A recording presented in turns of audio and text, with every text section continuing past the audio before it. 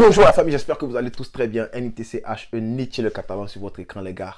Bienvenue dans l'avant-match Real Madrid versus FC Barcelone. Non mais franchement, toi-même frérot, toi-même tu es en train de regarder la vidéo, dis-moi. Il n'y a qu'à dire quoi que toi tu n'es pas au courant. On joue contre le Real, on veut gagner, voilà. On a besoin d'un trophée parce que franchement, voilà, ça commence à être trop. Xavi, je lui ai déjà dit, depuis le début de la saison. Petit, le hérisson catalan, on a besoin d'une coupe. Et ça c'est... Pour moi, c'est presque la coupe la plus facile que tu peux remporter. Le titre le plus fastoche. Voilà. Je suis en train de développer trop. On va se calmer et puis on s'attrape après le générique. Sans plus tarder, générique.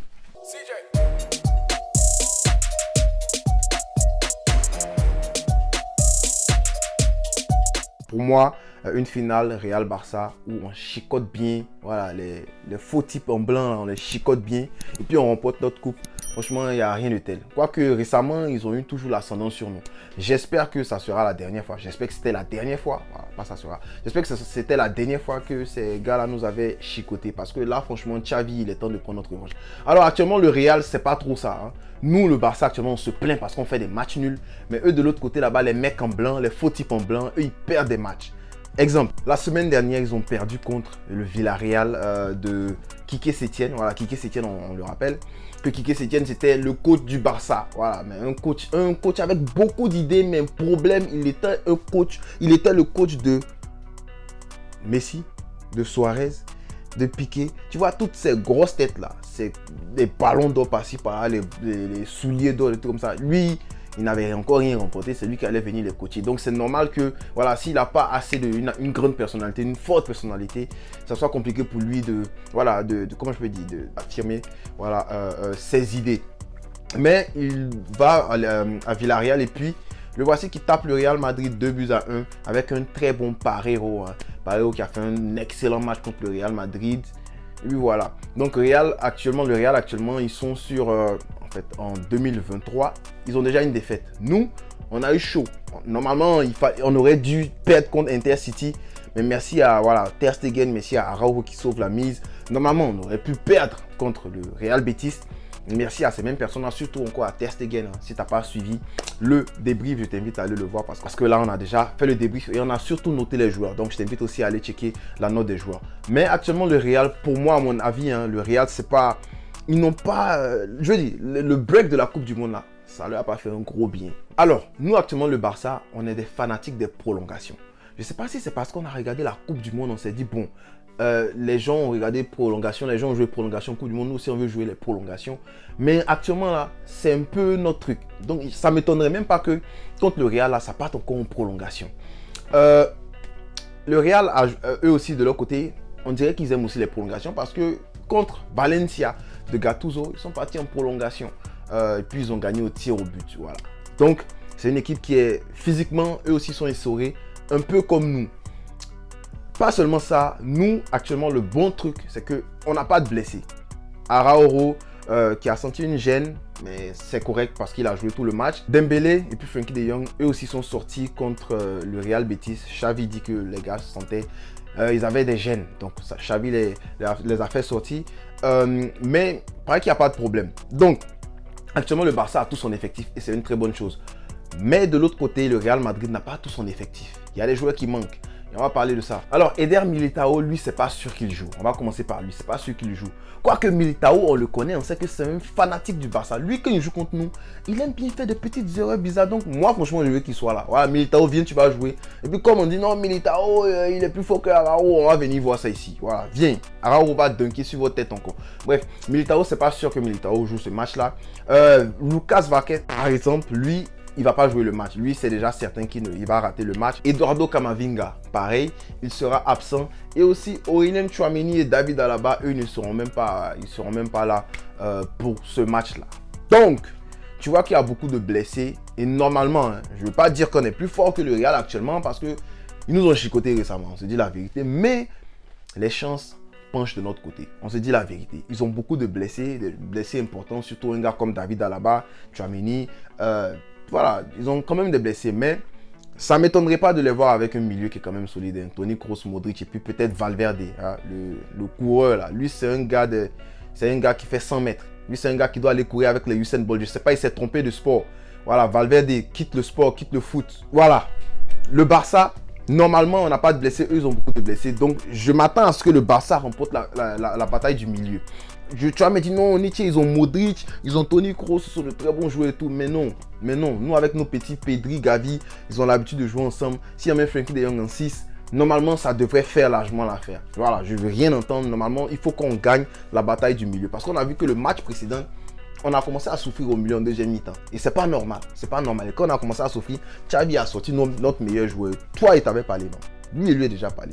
Bref, mon 11. On va commencer à parler du 11. Donc, si tu n'es pas d'accord avec le 11 que je vais mettre, je veux que tu me mettes en commentaire le 11 que toi, tu aurais préféré mettre. Genre, tu me dis par exemple, Nietzsche, j'aurais préféré qu'on mette, je sais pas, Jordi Alba, par exemple, à la place de Baldé. Ou bien, je ne veux pas que De Jong joue, je préfère que ce soit Busquets. Ou bien, mettez Ferran Torres à la place de Lewandowski. Si tu n'es pas content, tu me dis, voilà, si tu préfères Ferran Torres par rapport à Lewandowski, dis-moi, il n'y a pas de problème. Voici donc le 11 que moi je propose pour ce match-là. C'est un match très important. Déjà, il faut voir que le Real Madrid, nous après ce match-là, on va partir jouer contre la Cueta et tout comme ça. Match simple, on a des matchs simples qui viennent. Mais le Real Madrid, c'est pas la même chose. Ils ont quand même des matchs compliqués qui arrivent. Toi-même, regarde les matchs que le Real a après nous. Le Real va jouer contre Valencia à l'extérieur. Ils vont aller après jouer contre l'Athletic Bilbao, aussi à l'extérieur. Ça, c'est en coupe si je ne me trompe pas. Ils vont jouer contre la Real Sociedad à domicile. Et puis après, le même Valencia qui les a fatigués là. Ils vont venir jouer contre Valencia encore à domicile. Tu te rends compte que sur ces 5 matchs, normalement, ils doivent perdre 2 matchs. On se dit la vérité, normalement, ils doivent perdre 2 matchs. Mais avec eux, on ne sait jamais. Un autre point, c'est que à quel moment, quand tu vois tous ces matchs, à quel moment ils vont faire tourner? Ils ne peuvent pas dire qu'ils vont faire tourner contre nous parce que, nous, on veut une coupe. Et je suis sûr qu'eux aussi veulent une coupe. Et puis, bon, c'est un classico, on a l'habitude de le dire sur la chaîne. Les classicos, ça se gagne. Voilà, tu ne vas pas venir me dire, ah, le classico, on s'en fout, c'est pas un problème. Non, un classico, on veut toujours gagner. Donc, je ne les vois pas en train de tourner contre nous. Et sur les matchs qui arrivent là, ils vont quand même perdre des points. Ils vont perdre des points dans la Liga. En fait, c'est ce que je vois. Donc, le 11 qu'on va aligner là, franchement, ça doit être un 11 pour les terrasser. Voilà, c'est pas un 11 pour rigoler. On commence avec Marc-André Ter Stegen au but. Voilà, Ter Stegen qui est vraiment en forme actuellement, il respire la confiance. J'ai l'impression qu'on retrouve notre Ter Stegen 2015 là.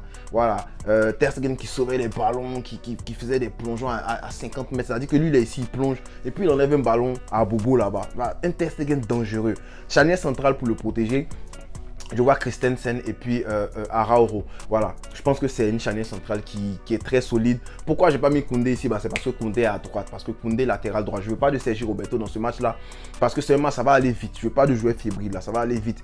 Quand on parle de joueur fébrile, Jordi Alba aussi, tu le laisses sur le banc. Voilà, lui, il faut qu'il fasse... Lui, normalement, c'est lui qui doit cirer les chaussures des autres joueurs quand ils sont en train de jouer. C'est lui qui doit leur demander, vous voulez boire de l'eau, des trucs comme ça. Baldé, sur le terrain, quand Baldé a soif, il va voir son grand frère Jordi Alba. Jordi Alba va lui donner de l'eau. En 6, je veux un mec comme Frenkie de Jong. Voilà, Xavi, s'il te plaît, garde ton élément Sergio Busquets, Sergio Busquets, laisse-le sur le banc. Il n'a qu'à gérer ses problèmes là-bas. Même lui, on dit qu'on a besoin de lui à Al Hilal ou bien Al Ali là-bas. Qui là là-bas? Devant Frenkie de Jong, vous avez capté Pedri et puis Gavi. Bon, Gavi aussi, lui, sa façon de jouer, ça me fait bizarre. Comment on est en train de jouer au ballon, toi, tu viens serrer le cou de ton ami. Tu t'es trompé de sport toi aussi. Tu veux partir faire MMA, je comprends pas. On a eu la chance même qu'il n'a pas pris de carton jaune sur ça là. Gavi doit apprendre à se calmer. Petit, tu es devant là, calme-toi. On sait que tu as de l'énergie, mais calme-toi. Devant, voilà, ça change pas, hein. Le trident, Dembélé à gauche, Lewandowski en pointe, et puis à droite, Rafinha. Rafinha pour moi qui commence à faire des progrès. En fait, il fait des progrès dans le système du Barça. Voilà, il faut qu'il apprenne à être beaucoup plus tranchant devant les buts. Ça on l'a déjà dit. Il était comme ça à Leeds, mais je ne sais pas ce qui s'est passé. J'ai l'impression qu'au Barça, quand tu arrives, il faut que tu passes par un moment où tu rates les buts. Voilà. Par contre, pas de Ferran Torres dans ce match-là. On ne veut pas de lui. Lui, le match précédent, j'ai dit, oh, il y a tellement d'espace dans le match. Si on nous met Ferran Torres à la place de... c'était qui à la place de Rafinha, par exemple. Moi, je ne voulais pas que Dembélé sorte. Je réclamais Ferran Torres à la place de Rafinha. Si on nous met Ferran Torres à la place de Rafinha pour exploiter les espaces, franchement, je vois que lui, il entre. Giga passe en retrait au gardien. Il rentre, il se fout de moi, en fait. En fait, Ferran... Non, moi, il ne le défend plus. Donc, lui-même, il ne veut même pas voir sa tête dans ce match-là. Et pour moi, Ansu Fati va entrer dans ce match-là, peut-être en deuxième mi-temps ou même en prolongation, s'il y a les prolongations. Parce qu'on se dit la vérité, le petit Ansu, il est bon. il est bon. C'est juste que j'ai l'impression qu'actuellement, il manque de confiance. Et comme je l'ai dit dans le débrief, il faut qu'il surfe sur la vague. Il faut qu'il surfe sur le but qu'il vient de marquer là pour engranger de la confiance, pour tenter les choses, pour essayer de marquer. Il aurait pu même finir ce match avec un doublé, le match précédent avec un doublé, la talonnade là. Mais bon, ça n'a pas été le cas. On espère que contre le Real, il va planter des buts. Voilà. Donc, normalement, je pense que le Barça a tout pour gagner ce match-là. D'abord, il faut, comme je l'ai dit, gagner la bataille du milieu. Il faut qu'encore on revienne en deuxième mi-temps. Franchement, on a l'habitude de baisser l'intensité. Et contre les équipes de qualité, ça ne marche pas. Ça ne fonctionne pas. Tu ne peux pas baisser de qualité. Tu ne peux pas baisser l'intensité en deuxième mi-temps, en début de deuxième mi-temps. Parce qu'eux, ils savent là, ils vont exploiter tes moments faibles. Donc, il faut qu'en deuxième mi-temps, quand on revient, on a encore le pied sur le ballon. On a encore du jus, tu comprends? Et si ça ne fonctionne pas, Xavi, tu nous fais un remplacement intelligent. C'est là qu'on t'attend au tournant. On t'attend au tournant parce que si on ne prend pas cette coupe-là, Xavi, on est sur toi. On est sur ton dos. Voilà. Et puis, tu ne veux pas ça. Donc, voilà. Pronostic, je ne me prononce pas parce qu'à chaque fois que je me prononce, je ne sais pas, mais il y a quelque chose qui arrive. Quand il dit on va gagner, on fait match nul. Bon. Donc, s'il dit qu'on va faire match nul, c'est qu'on va perdre. Donc, s'il dit qu'on perd, c'est que peut-être on va gagner. Mais il ne peut pas aussi dire qu'on va perdre. Bref, j'espère que ça sera un très bon résultat. Au final, on veut la coupe. Voilà. Maintenant, toi, dis-moi en commentaire, c'est quoi ton pronostic? Est-ce que tu penses que le Barça va s'imposer? Qui seront les buteurs? Si tu penses qu'on va gagner 5-0, dis-moi. Ou bien 4-0, dis-moi. Si tu penses que le Real va nous chicoter aussi, dis-moi.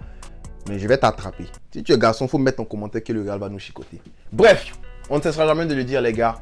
Pesca, El Barça.